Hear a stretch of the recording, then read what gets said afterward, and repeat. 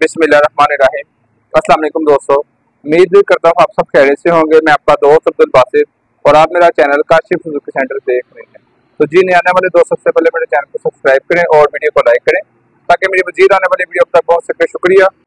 तो जी दोस्तों, आज का जो हमारा टॉपिक है सुजुकी GT110 बाइक है कि इस बाइक की किन चीज़ों का ख्याल रखें तो ये बाइक जो है बेहतर चलती है। मेरी नज़र में ये बाइक जो है जी मेंटेनेंस फ्री बाइक है, लेकिन इसके आप ये छोटे छोटे पॉइंट हैं, इनको चेक कर लें तो आपको मैकेनिक के पास जाने की ज़रूरत नहीं है।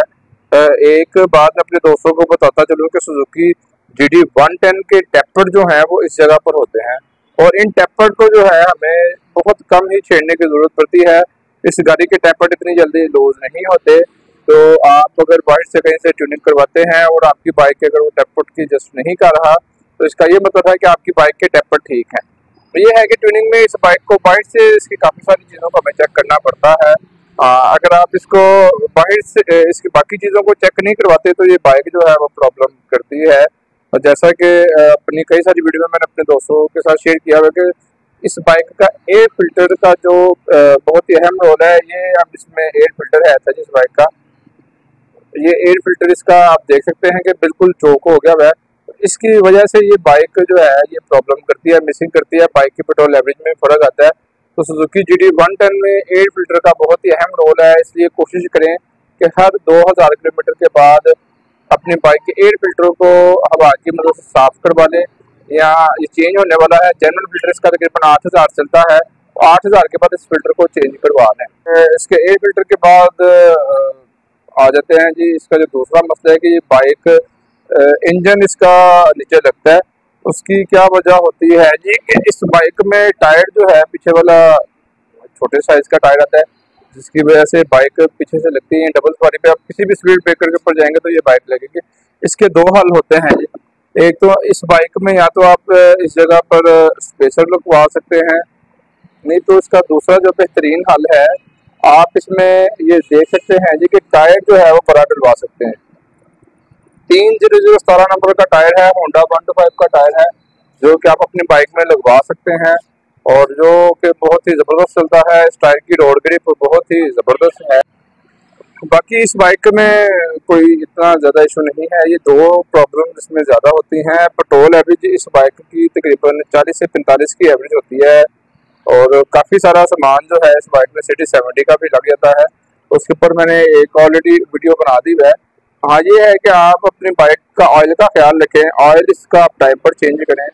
अगर आप दूर दराज इलाकों में हैं तो आप इसका ऑयल घर पे खुद भी चेंज कर सकते हैं, क्योंकि ये बाइक मेरी नज़र में मेंटेनेंस फ्री बाइक है। इस बाइक को जल्दी काम की ज़रूरत नहीं पड़ती।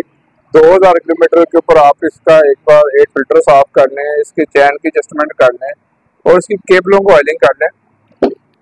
तो इस वजह से भी इस बाइक में इसकी केबलों को आप जो है वो ऑयल कर लें तो आपकी बाइक जो है बेहतरीन चलेगी।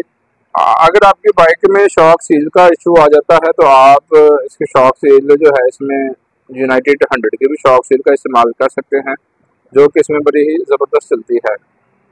ये है जी कि कोशिश करेंगे अपनी बाइक को आप एक्सीडेंट से बचाएं, क्योंकि इसका जो ये फ्रंट का सामान है ये बहुत ज़्यादा महंगा है।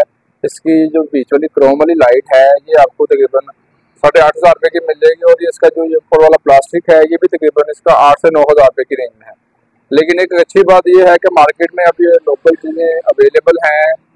ये चाइना की चीज़ें मार्केट में आ गई हैं। तकरीबन जो हमारा 18 से 20 हज़ार रुपये का सेट बनता था वो आपको मार्केट से तकरीबन 8 से 9000 की रेंज में भी मिल जाएगा। फ्रंट मडगार्ड इसका इतना महंगा नहीं है प्लास्टिक का, लेकिन 2500 का ये मडगार्ड है। तो कोशिश करेंगे अपनी बाइक को आप एक्सीडेंट से बचाएं, इस बाइक को आप आराम से चलाएं। तो इंशाल्लाह मुझे उम्मीद है कि 5 साल तक ये बाइक जो प्रॉब्लम नहीं करती। इसके इंजन की लाइफ जो है सुजुकी GS 150 से थोड़ी सी कह लें कि ज़्यादा है, क्योंकि मेरे पास जो रूटीन वर्क है वो सुजुकी GS 150 का है कि हमें उसका इंजन का काम करना पड़ता है, या वो गाड़ी टूर पे ज़्यादा चलती है, इस वजह से हमें उसके इंजन का काम करना पड़ता है। ये बाइक जो है इंजन की तरफ से काफ़ी फिट बाइक है। इसका हमें जो है जी सबसे पहले जो इस बाइक में काम आता है क्लच प्लेटों का काम आता है, वो भी तकरीबन 30 से 40 हज़ार किलोमीटर के बाद हमें करना पड़ता है। और रिंग पिस्टन के हिसाब से ये बाइक जो है लंबा अर्सा चल जाती है। एक और प्रॉब्लम जो इस बाइक में है जी वो है जिसके चैन की आवाज़ आती है। चैन की आवाज़ इस बाइक में बहुत ज़्यादा आती है। 15,000 किलोमीटर के ऊपर इसका चैन जो है प्रॉब्लम करना शुरू कर देता है।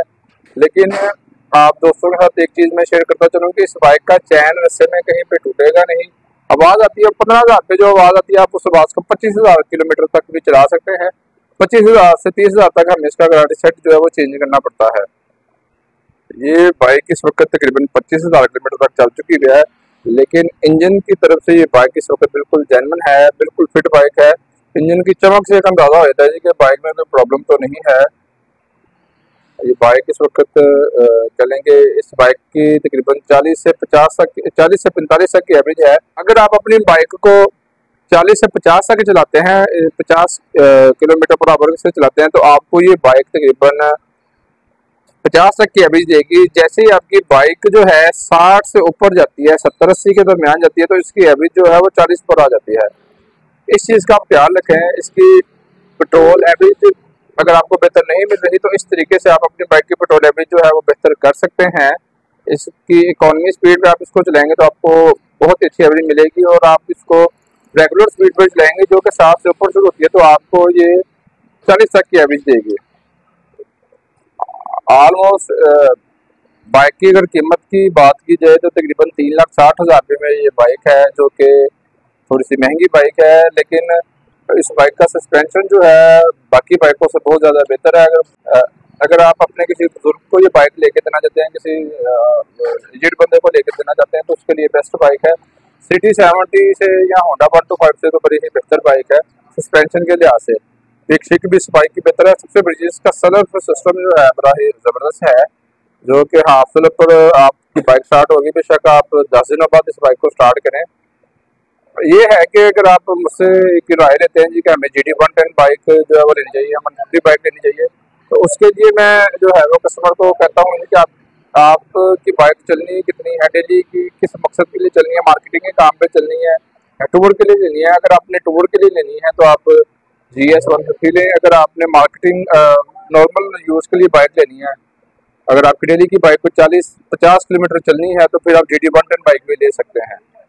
ये है कि GS 150 से मुझे बेहतर बाइक लगती है, लेकिन टूर के लिहाज से आपको GS 150 ही रखनी चाहिए।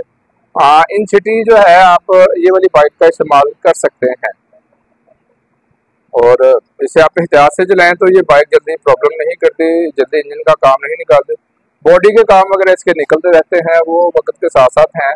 तो आप जो है इन छोटी छोटी चीज़ों का ख्याल रखें, इसके ऑयल का ख्याल रखें, इसके चैन की आप सेटिंग करवा लें, आप इसके फिल्टर का ख्याल रखें, तो ये बाइक आपको जल्दी प्रॉब्लम नहीं करेगी। इसका इंजन जो है बहुत ही पायदार इंजन है।